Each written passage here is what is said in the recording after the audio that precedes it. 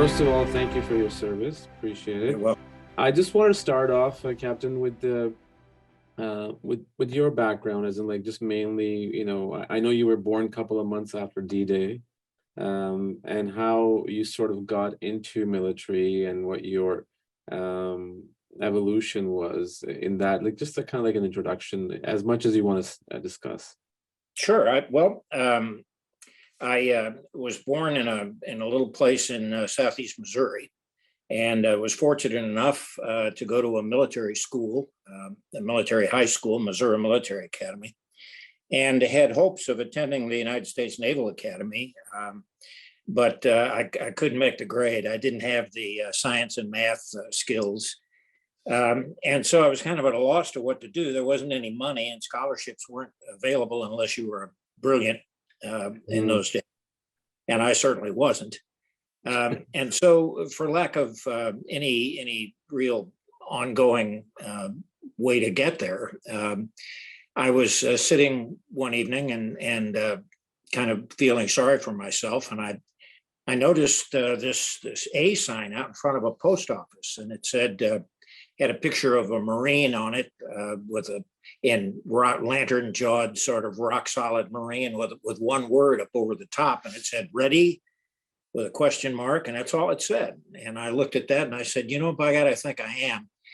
And the next day I went and enlisted in the United States Marine Corps. So I guess I come by it kind of honestly. And I had a varied career through about 21 years all over the world, including wars in Beirut, Lebanon, and in Vietnam, in the tough years of that particular war.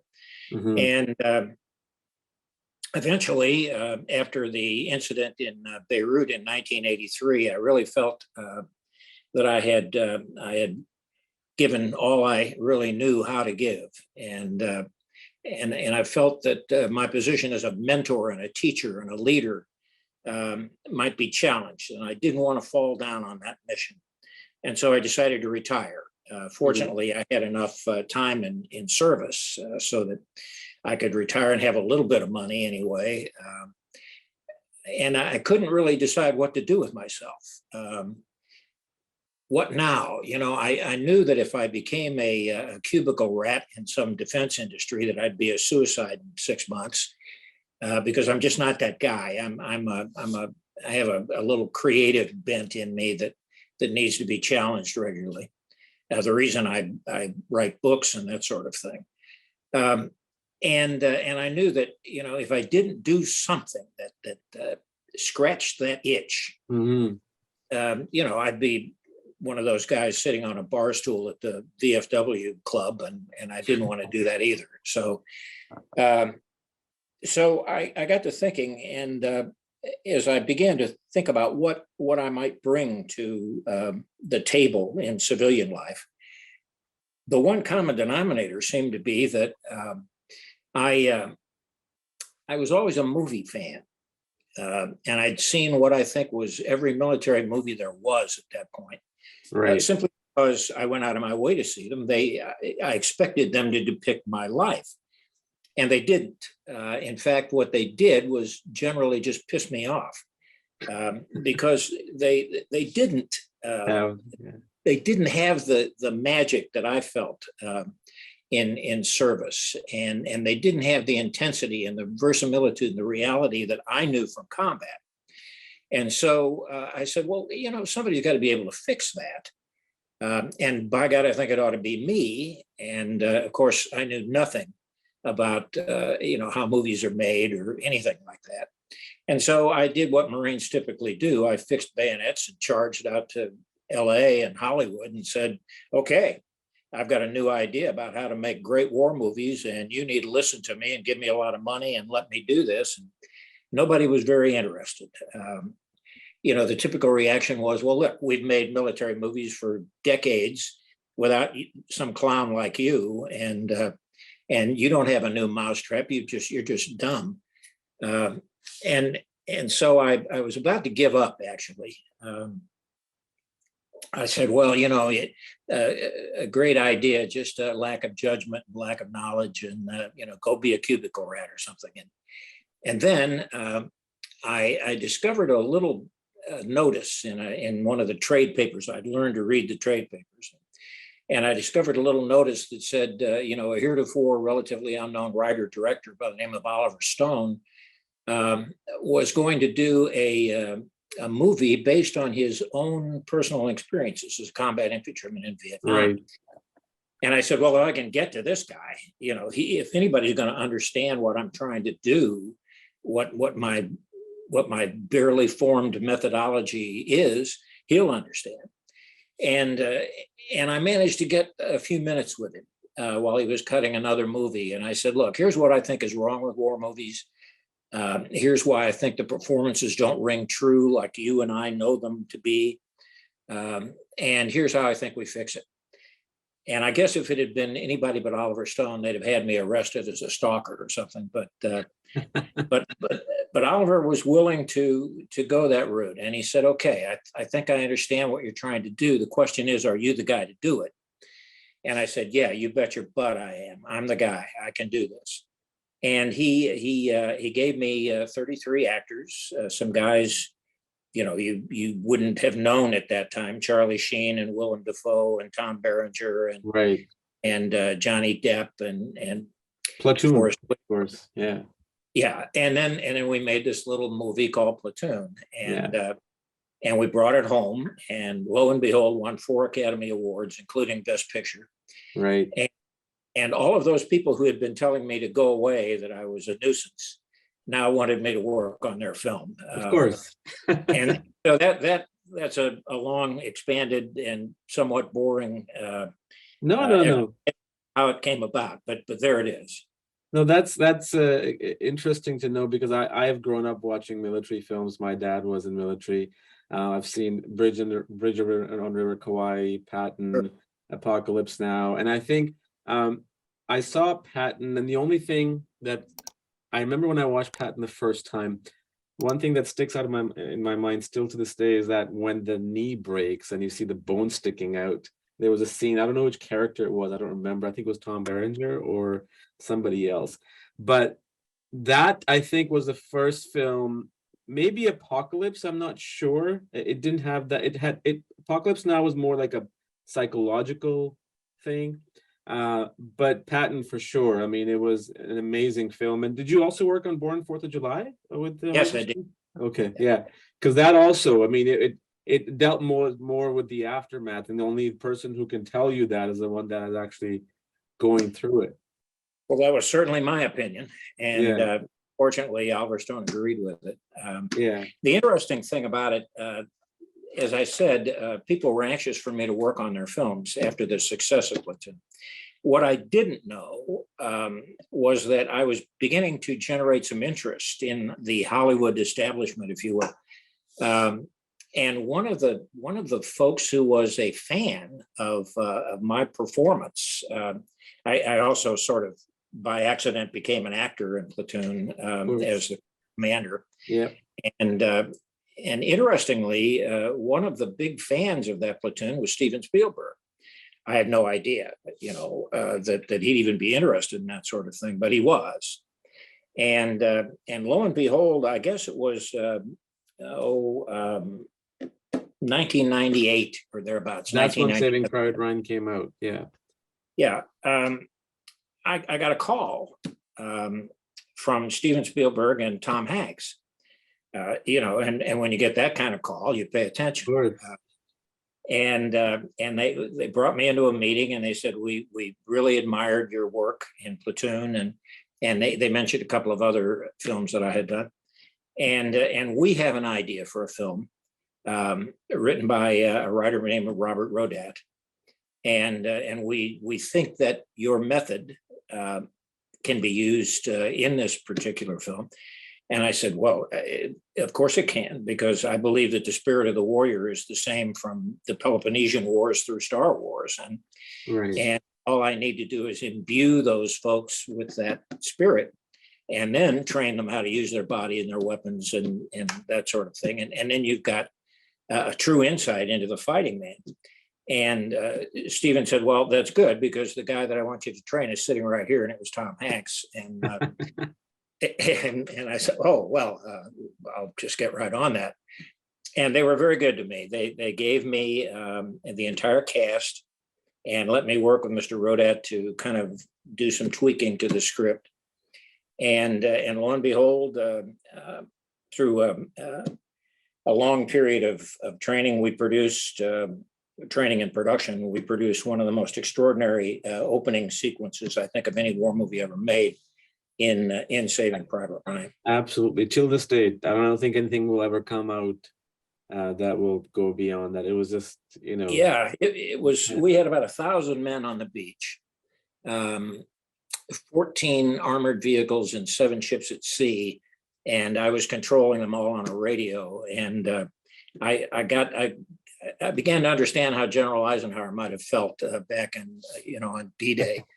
But that was the beginning of a really long and friendly and warm professional relationship with both Steven Spielberg and Tom Hanks. And you're in tall cotton when you have those two guys in your corner. Right. And so when we decided to then do the miniseries Band of Brothers, based on the Stephen Ambrose book, right. It was read and admired for years. Once again, I was back in that office, and they said, "Okay, here's the next one," and we went on to do Saving Private Ryan, and then we did the Pacific. Pacific, yeah. And now we have a new one that I can't tell you a lot about, but it's okay. The third part of the trilogy. I've read about it. I think it came in the papers that there is a new project being developed. That's all. But there is January or February, and it'll be on Apple Plus. Oh, it's the releasing in January and February? That's what I hear. Yeah. Oh, so the production's already done with that? Yeah. Well, I mean, they're working post, of course. Okay. But I'm told by the powers that be that January or February. You'll see the third part of the trilogy. I'm looking forward to that. Let's go, if you don't mind. I just want to kind of go back to Oliver Stone days. Okay, sure. When you worked on Born on 4th of July, how involved were you with Tom Cruise and his character and working with him? Because Tom, obviously, you see his work over the years. He's still a superstar, and that was the beginning of his career. I think it was his second or third major film, and he plays a veteran on a wheelchair and with a long hair and beard. And how involved were you in terms of kind of going into his psychological, his mind and trying to tell him? I'm sure Oliver Stone was too, but you being the consultant and expert. As involved as you can be, I trained Tom for quite some time, gave him physical military training and that sort of thing, along with the entire cast that was surrounding him as part of his squad for the Vietnam sequences. And we did some really great work in that with Bob Richardson, who was the director of photography.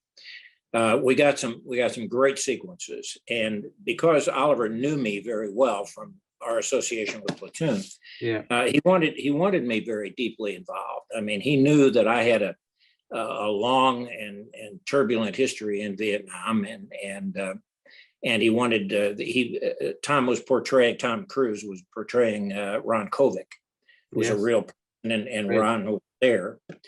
Ron wrote the book. And so I trained Tom long and hard, along with the guys who surrounded him in his squad, because I wanted him to understand the business of being a squad leader in combat. And we trained very hard for that. And then when we got the Vietnam portions of that story made, up until the point where he was so badly wounded, we were going to go on to then the Kovic story of his post-war, his anti-war involvement, and so on. And I frankly thought for a while I was through. They're not interested in hearing from me anymore. But Oliver and his first assistant came to me and said, "Look, one of your skills really is organizing and leading people. And I said, yeah,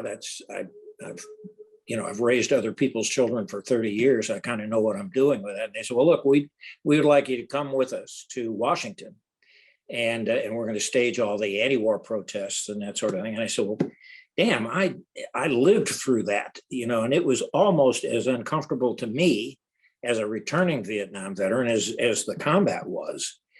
And so I don't know. And they said, no, you absolutely need to do this. We need your insight. Tom needs your insight. He needs to understand that sort of knee-jerk reaction that combat men have to that sort of rejection. And I said, okay, I'll go along and see if I can do this. And I did. And we did all of those extraordinary scenes of protest in Washington. And an interesting little addition to that comment is that was the first time I had done anti-war protests. And of course, I'm not anti-war. That was my life for the longest time. But the second time I did it was when we did Forrest Gump with Tom Hanks. And they said the same thing to me. They said, well, look, you know all about this protest stuff. Come on with us and to Washington. And I said, wait a minute, I did this in Born on the 4th of July. I said, no, we need you. And so I ended up, I've sort of done both sides of the coin, if you will. I've done the volunteers who go and fight the war and those who protested at home.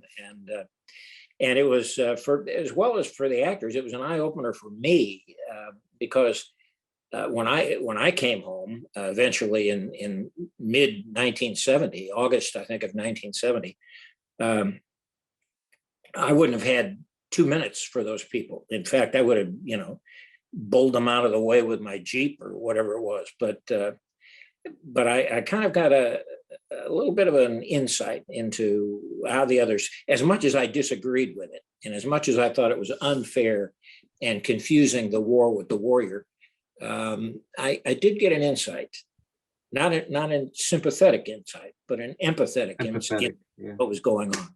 Yeah. That's fantastic. And I'm glad you mentioned that, because nowadays, there is this whole thing about you can't even have an open discussion about any topic. Everybody, is like on an edge and razor knife and trying to get offended by something. With Tom Cruise, he's like, I'm going to ask him one thing, and then I'll go to the next part. Is that sure? He trains really hard. Was he the same way back then? Yes. Yeah. I had at that point formed my company called Warriors Incorporated, and I had developed and honed my philosophy and techniques in how to train these young actors, with whom the military experience is just antithetical. I'm trying to teach them not to focus on themselves, that the sun doesn't rise and set on your posterior. Right. That there are missions out there that are more important than you are. And I knew that was one of the hardest things I was ever going to have to do. But I had refined it at that point. I said, aha, I know how to get to these guys. It's just like leading in the military. Everybody's an individual. Everybody is different. And you have to be enough of an amateur psychologist to know who they are, what they are, and where those emotional buttons are. And you have to push those buttons. And so I had sort of honed and refined my methodology at that point. And when I did Born on the 4th of July with Tom, I put him right through it. And he surprised me, frankly. I knew he was a movie star, but I paid absolutely no attention to that. And I treated him just like the rawest private you could find, and hurt him physically because I wanted to. I mean, he needed to understand that. Right. The neat thing about him was that he did understand it, and he had a huge heart. The guy just would not quit. He insisted on getting it right, and he would try and try and try again and wear himself out trying until he got it right. So I developed a great respect for him.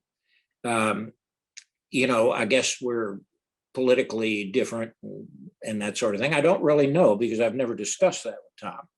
But I do know that he's had great respect for my work. And in fact, there's a movie out called Night and Day, Knight and Day. Yep. In which he hired me to play his father. And right, so right. Yes. we have a little bit of a relationship going here. I remember that. But he went through a modified version of exactly what I put the people in Platoon through. I say modified simply because I didn't have the time with him that I had with them. Right. That's great insight. Captain, when you are revisiting that era, especially Vietnam, because you fought the war in Vietnam, and when you are revisiting that through films, what kind of, if any, does it have kind of psychological, within yourself, like what do you go through? Like, could you be reliving that experience? Quite a bit. It's something I didn't think about when I first started doing it. But when we started with Platoon and I was surrounded by people speaking Vietnamese and I was in that jungle environment again, I will admit to a number of flashbacks and not so pleasant sometimes. There were times I simply had to walk off the set and reorganize my mind and say, okay, look, it's as close as it can get and you want it that way, but nobody's trying to kill you here. And so I have those psychological things. I'll tell you, as a result of having those, I guess flashbacks is the best way to call them. Right. Is the best way to describe them. What I discovered was I have made for myself through movies and television, in particular about the subject of war and men in war and combat. I have discovered for myself a certain catharsis. Okay. I think that particularly among Vietnam War veterans, one of the big problems was that we were unwilling or unable to share those memories. We didn't want to talk about it. Because nobody was interested. Everybody was angry about the war, and right. You couldn't find a sympathetic ear for the most part. And the war was unlike any other we'd fought up until that point. So you couldn't find that sympathetic ear. As a consequence, as a result, people kept a lot of that stuff inside of them, and it became poison. It began to eat through them and develop psychological problems and that sort of thing. And I was certainly in that crew. But what I discovered was that if I was willing to talk about it, to teach about it, to train about it, to give these young actors an insight into what's going on in the mind and in the heart and in the guts, it was for me a catharsis. And the books I write are all in some way, shape, or form about men at war, and that's a catharsis. And so what I discovered, sort of by accident, although I'm sure psychologists have known this for years, if you're willing to talk about those things in whatever fashion you can, whether it's writing or talking or speaking or acting or just sharing them with young men and women who might face the potential of that sort of thing, you not only do a service to them, but you do a service to yourself. I guess you puke out some of the poison that's been sitting there. And as a result of that, I think you end up being a healthier and happier citizen. 100%. Is there, I'm not trying to put you on spot, is there something that you're willing to share that you remember at the time when you were talking to young men and women, or even working on the film, that something came out from distant memory and made you feel a little bit, less heavy, I guess? Sure. Yeah, there have been literally hundreds of those if moments. You can think of one moment that I will in just a moment, but I need to set the background for you here. Sure, please. In every training day where I'm training young actors, we have a thing called a stand down. and that's an hour or whatever it takes toward the end of the day, the training day, because that training goes on 24 hours. You don't go back to a hotel or any of that sort of thing. And the idea of it is an opportunity for them to ask me questions, things that they wanted to know, and that there was just no explanation for. There was no research they could do and that sort of thing, because it's so personal. And to get around to directly answering your questions, I remember once doing when we were doing. I suppose it might have been Born on 4th of July. And one of the young actors during one of these stand down periods said to me, have you ever killed a man? And that's a fairly personal thing.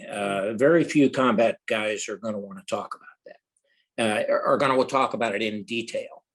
Yes, I saw a guy and I shot him, and that's about all you'll get.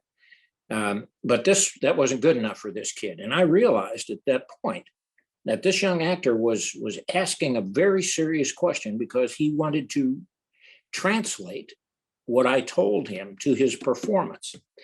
And I said, geez, I don't really want to talk about this. But if I don't, I risk letting him do something stupid on the screen that every combat man is going to just howl about. And so I spent a good hour telling him about an incident that happened to me in which I was literally face to face with an enemy. I mean, within 4 or 5 feet, and looking right in his eyes, and he was looking right in my eyes. And it was going to be a battle to the end. And it was. The fortunate outcome of that was it was his end and not mine. But the fight was brutal. And I found myself at that moment talking to this young actor, having to go back to things that I had buried very deeply, and thought I would just never talk about, A, because it hurt me, and B, because it just didn't seem like polite conversation, frankly. And what I found was there's a thing, I think, in every young man or woman's life when he's confronted with a situation like that. And I call it the come to Jesus moment. And it's like this.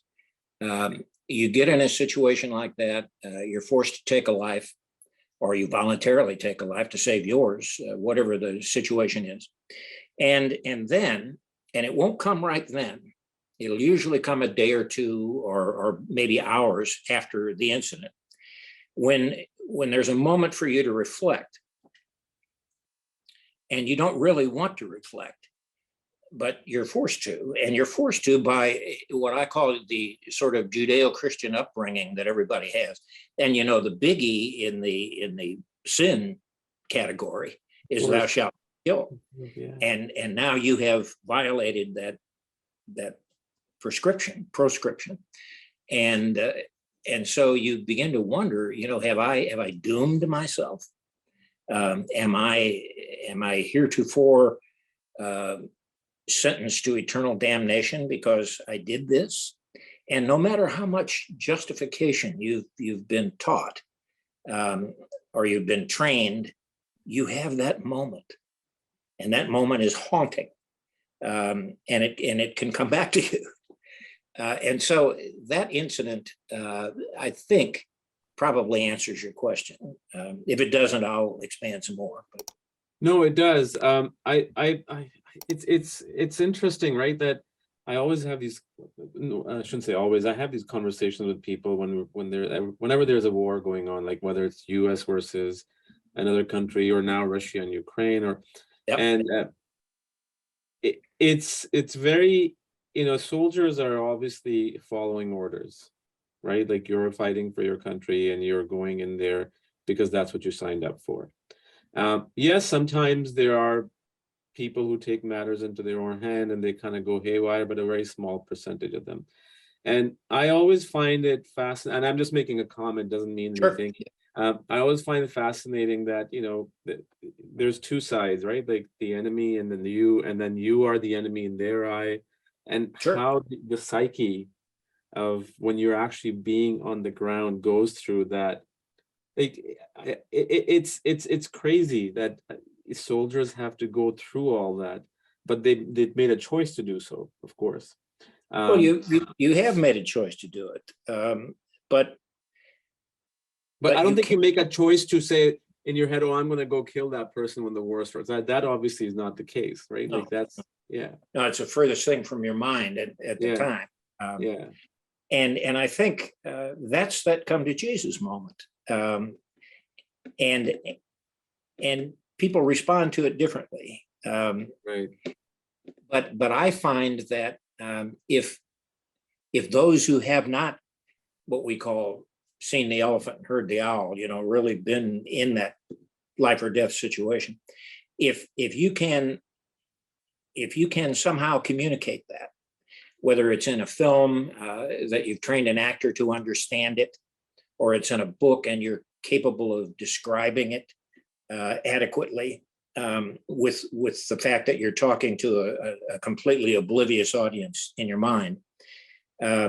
If you can do those things, then I think you've done something to improve the human condition, and that's really overblown. But I think I see it that way.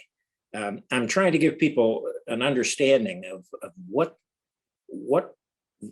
combat, not necessarily war, but individual combat on the ground is like, and how brutal it can be, and how you're confronted with those come to Jesus moments. yeah. And so I look at it, I guess, as a small contribution to the understanding human nature. Yeah, and one thing that in Saving Private Ryan, I mean, everybody talks about the opening sequence, right? Which is incredible. Like I remember watching in the movie theater and just hearing bullets flying through my right and my left, Yeah, the surround sound system. I But there worked were very two, hard on the sound. yeah, it was phenomenal. And especially there were three things that stood out for me in the film. To this day, if I try to remember the film, those pop out. Number one was during the opening sequence when the soldiers jump into the water and the camera goes in and Yeah, then it comes out and then it comes in. And it was crazy because you see their feet moving yeah. and you're literally immersed into their character. And I think that for me, maybe for others too, that was the moment when I got into that scene really right away because I felt like I was right there. Yeah, and you see the bullets coming Yeah, down through flying the water. through. And I tell then, you, that yeah, one of the things that made the scene so incredible to me, and this is a salute to Steven Spielberg's filmmaking skill.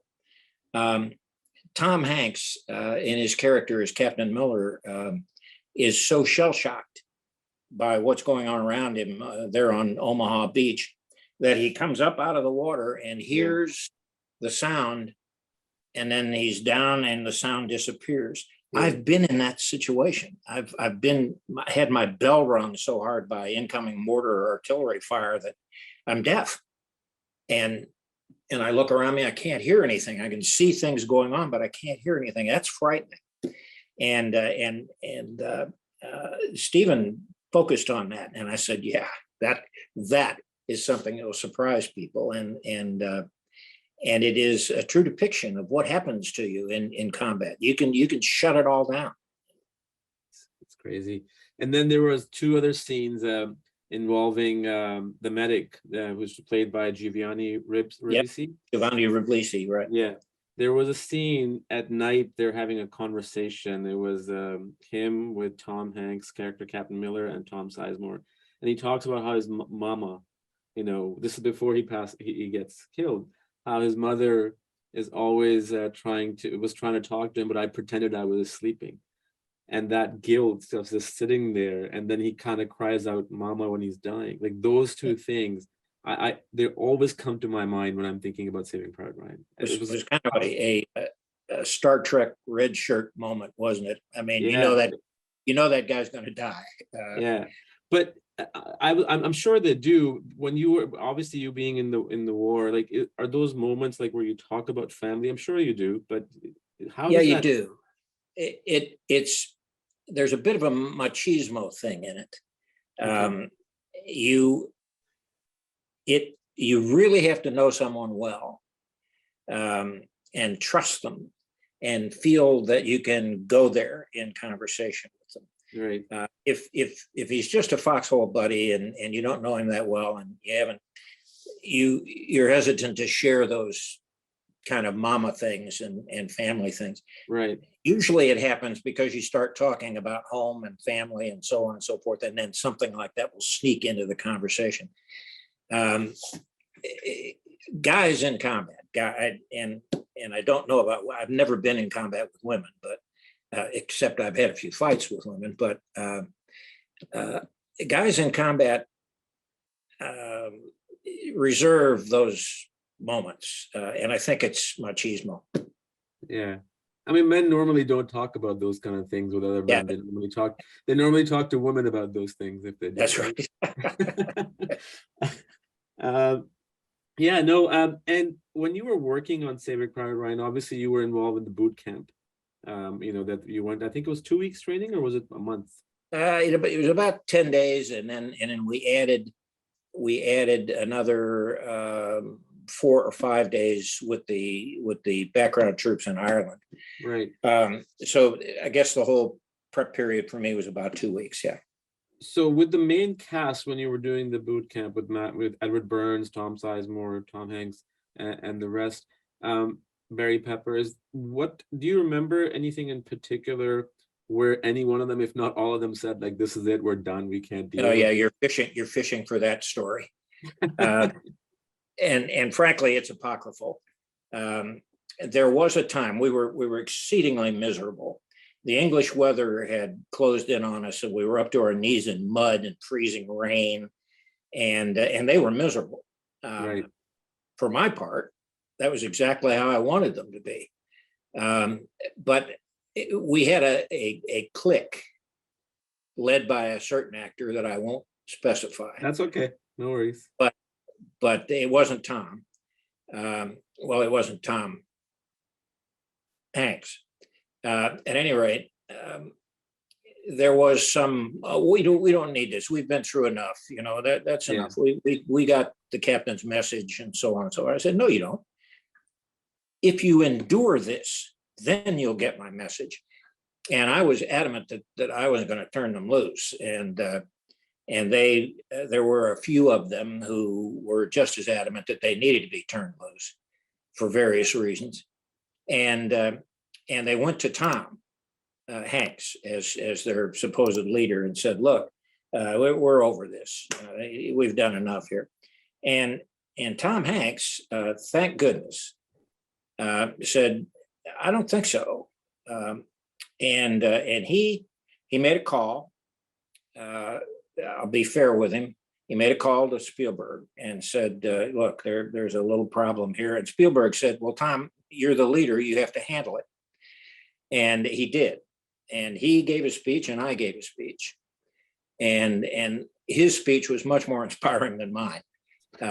But he said, "Look, we have one opportunity here to portray these guys and to get an in-depth understanding of what they went through. And they didn't quit because they were miserable and seasick coming on those beaches, and they didn't quit because it was cold and rainy, and by God, I don't think we should."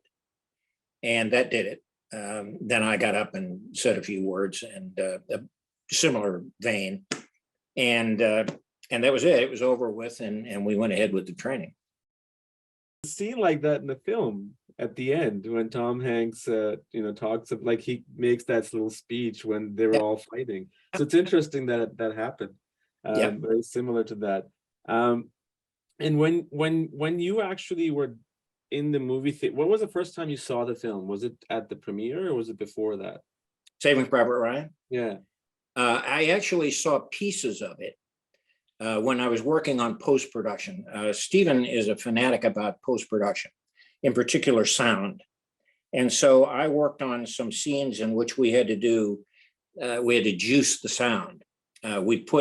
I took a machine gun up to a firing range, and we put microphones down along the firing range, and I fired as close as I could get to those microphones with live ammunition, so that you could hear the Doppler effect of the round going by, and that snap your ear.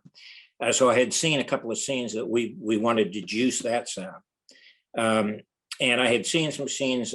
I actually went and we bought an old side of beef, and we hung it on a range, and we mic'd the beef, and then I fired live ammunition at it.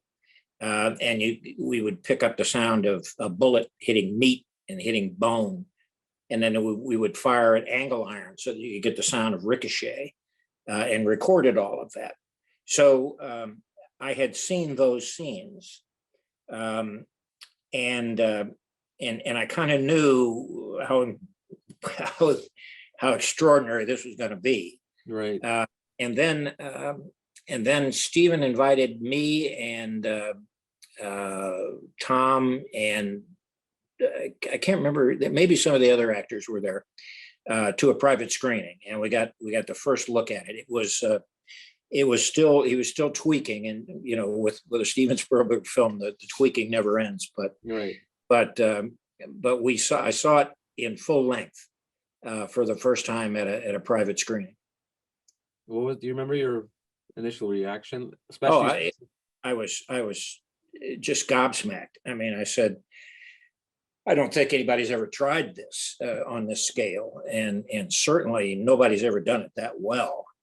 I mean, I saw things in that film that Stephen had talked to me about. He wanted to do this and he wanted to do that, and he'd sometimes ask my advice about it.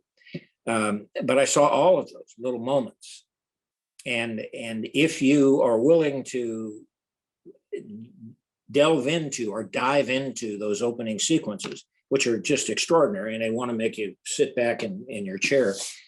But there are moments in there, little sequences. The guy carrying the arm that has gotten blown, and the guy turning and looking at another man and said, "What are we going to do?" And then he turns and he gets a bullet right between the running lamps. Stephen had told me that he wanted to do those things, and there they all were. And so I looked at it just with awe, that I had a little part in helping to put this together. But it was extraordinary filmmaking, and just I knew it was going to be just magically powerful, and it was, and it is. Did you speak to any of I know there was a screening for the veterans at some point. Were you there, and did you speak to anyone of them? Yeah, I'm kind of the point of contact between the veterans. So yeah, I was there, and to me, their reaction was my Academy Award, because they would look at me and say, "Good Lord," and they would begin to talk about little things that they had seen, and each one of them would seem to pick out one little thing that to him triggered a memory. I spoke to a bunch of the guys in the 29th Division that we survivors from the D-Day landing on Omaha with the 29th Division, some from the Big Red One, the 1st Infantry Division that we showed it to. And every one of them, I didn't have a negative comment, other than a couple of them said, "Well, I don't know if audiences are ready for this." And I said, "Yeah, they are." Yeah. But that was rewarding. As I say, that to me, veterans' reaction like that, to me, is the Academy Award. 100%. Had you read the script beforehand or before? Oh, yes. Yeah. So that the opening and the ending scene, not the actual D-Day, but the older Ryan, walking to the cemetery, and in the end that he says that did I live a good life? Because was I a good man? Yeah. Was that always in the script when you read it? Yeah, it was. The phasing effect of that was old man. that wasn't indicated in there, but I knew it had to be something like that because it didn't make sense otherwise. Yeah, and what surprised me, I guess nothing should surprise me out of Hollywood, but what surprised me was the critics' reaction to it. Critics didn't like that, the big time critics. And I said, well, you're a dumbass then, I mean, you don't get it. This is a guy hoping that what he did and what he sacrificed, was it worth it? Was I a good man? Did I do what was expected of me? And I got that immediately, and why anybody else didn't was beyond me. So, but I loved it. I loved it. No, that's pretty much what the genesis of the whole film was. That the ending when he says, "Was I a good man?" Yeah. And Absolutely, and that's what Robert Rodat intended. And that's what Steven Spielberg intended. And if you ask anybody who's getting agey like I am, and has survived a war, that's a question that haunts you. Did what I do, or the sacrifices I made, were they worth it? And there are times when I wonder, and there were times when that man wondered. So I got it immediately and completely, and I thought it was brilliant. Yeah, and what's amazing about that was, you see Private Ryan in the beginning, the older one, and the movie starts, and by the time forget about the end of the movie, even in the beginning, you totally forget about the older Private Ryan. So when in the end that morphing scene happens, I remember when I was watching, I'm like, what's going on? I totally forgot about the opening, and that's how Spielberg magic. Yeah, exactly, 100%. And you worked on Band of Brothers, of course, and the Pacific. I honestly have never seen Pacific, so I won't talk about it. I'm going to, and now that you mentioned there's a new series coming, I'm going to watch it before that.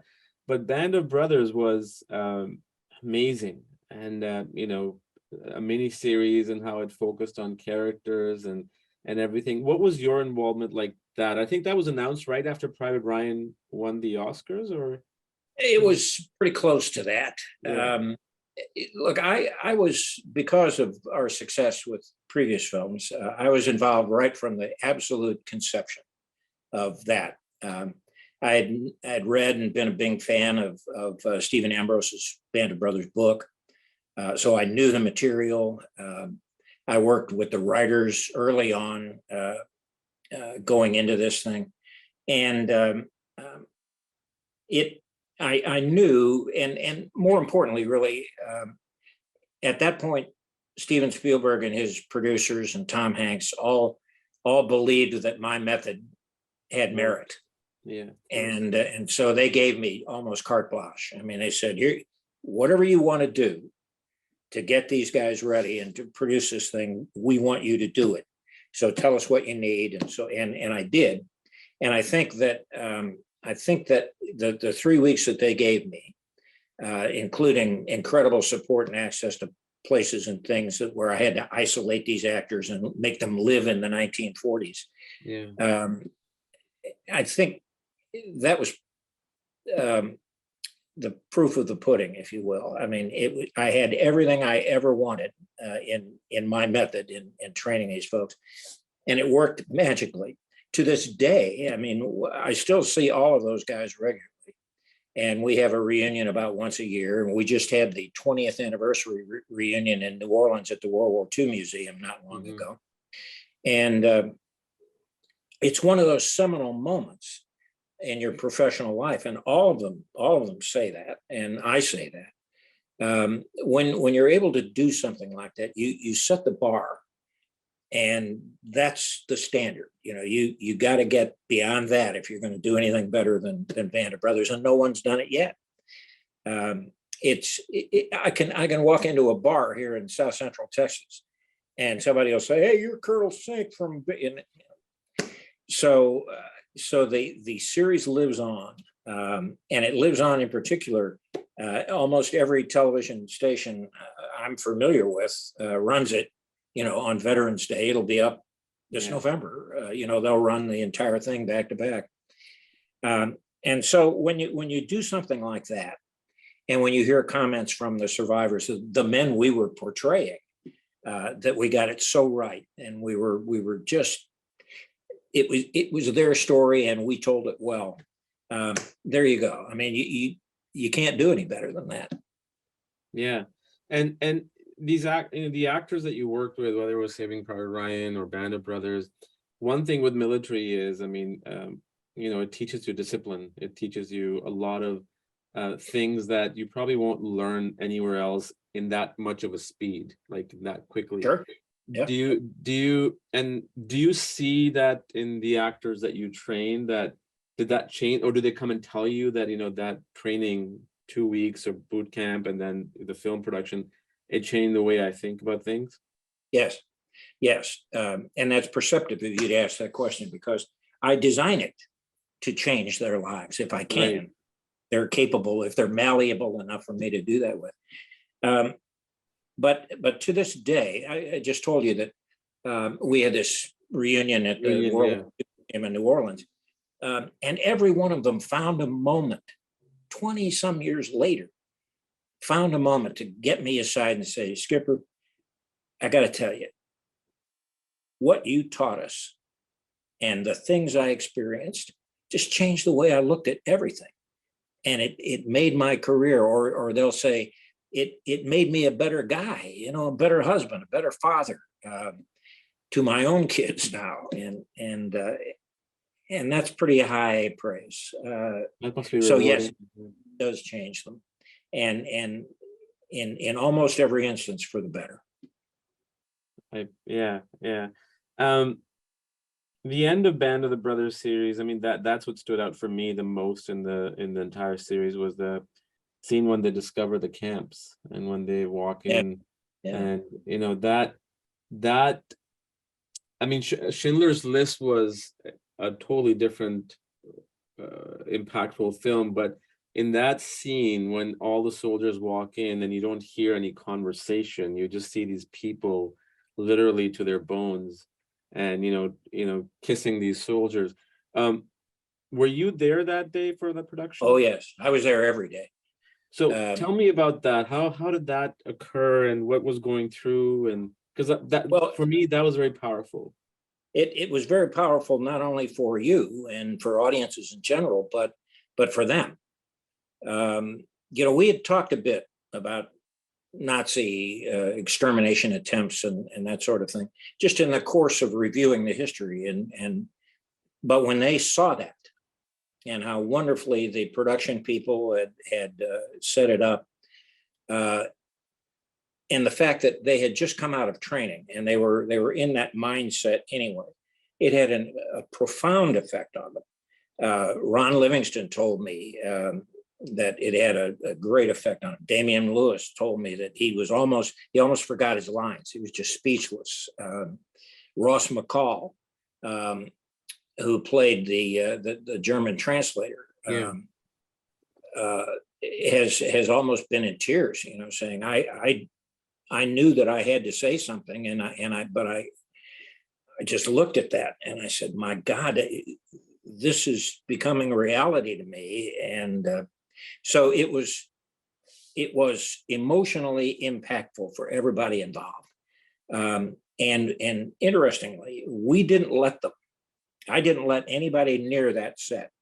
I was going to ask you that until it was time to actually see it. Yeah. And I told the assistant director, and I said, look, don't let anybody up near there.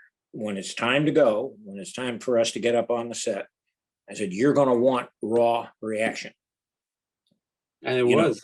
And we got a lot of it that way. I mean, I remember kids just looking around like, where in the hell am I? And I said, you want that.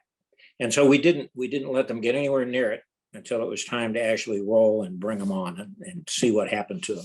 Ross McCall remembers that so well. And he said, I had no idea what we were rolling up on until I took a look at it. And I said, yeah.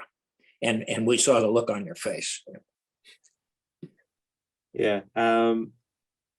aside from what you're working on next, and I would love to have a conversation with you once the series that's coming in January, once that's done, maybe we can talk about Pacific and that. What's keeping you busy nowadays? Well, I write books. I think I've published 12 or 13 novels now, and they're all doing very well. I write a series, much like the Lee Child Jack Reacher series, that's very popular. I just wrote a new book on the Korean War, a novel called The Forgotten War, and so I'm doing that sort of thing. At my age, I'm trying to kind of unplug a little bit from showbiz, and I'm finding it very hard to do, frankly. People keep calling, and will you just come out and give us a couple of weeks on this sort of thing? So what I'm trying to do, I think, is not bask in what I've done or rest on my laurels, but I'm trying to take a step back and take a look at what I've done and why and how, and think about it a bit. I think I've kind of carved a niche, if you will, or set a standard, and I hope that's a good thing. And so I'm contemplating that. But I keep busy writing and doing podcasts. You guys are absolutely crazy with this stuff. I think I'm doing 5 this week. But all of that's an opportunity a bit of an opportunity for introspection, because I have to answer your questions, no matter how they are. And thanks. Nothing personal, but it's an opportunity to kind of reflect on everything. So I'm doing some of that, and still trying to stay physically fit. It was pouring rain here in South Central Texas, and I ran 5 miles today anyway. Just to see if how hard my commitment is, and so I do things like that, and I'm hoping that I'm living kind of a good life. I'm kind of at the Saving Private Ryan moment. I don't know if I'm going to morph into anything younger, but God, I hope not. But I'm doing that sort of thing, and it's enjoyable, and it keeps me busy. If I was to ask you, as I mentioned to you, I come from a military family. My father fought 2 wars, and the word soldier, what does that mean? If somebody was to ask that, some people who have no connection with the military aside from watching movies or reading books, what does soldier mean? It means selflessness. It means courage. It means a willingness to sacrifice for the greater good. And nowadays, with all that stuff going on, even in the last 20 years, the wars that have been taking place, and I'm sure, unfortunately, there will be many wars. It's the way the world works in the history. Do you work with any of the soldiers now, or do any of the soldiers come to you for any kind of guidance? And they do. I'm a consulting way. No, just in a personal way. Yeah. I'm kind of I'm a little too accessible. I don't make myself hard to find, and I'll get emails, and I'll get even phone calls sometimes out of the blue. I was in Iraq with such and such, and and I was thinking about something you said, usually on one of these podcasts, and you have to be willing to spend time with them, and I am willing. I reflect on the lack of that willingness, that welcomeness, that openness when I came home from the war in Southeast Asia, and so I've kind of made it my mission, a new mission, to be available to talk to young men and women. And I travel a lot around the country, and people want me to speak at this and speak at that. Right. And I'll always run into those guys, and they just want 15 minutes of my time to sit and talk with them honestly. and listen to their experiences. You know, it's not so much me talking. Lord knows people have heard me talk way too damn much anyway. But it is an empathetic ear. It is, I understand what you're feeling. I understand what you're thinking. And I'm willing to listen to it. And that willingness comes because I've been there. And I find that to be a great help to young men and women coming home these days. That's really nice of you, Captain. That's really nice of you. Thank you so much for your time. Sure. I hope you found this somewhat interesting, that you'll be willing to talk to me again in January and February.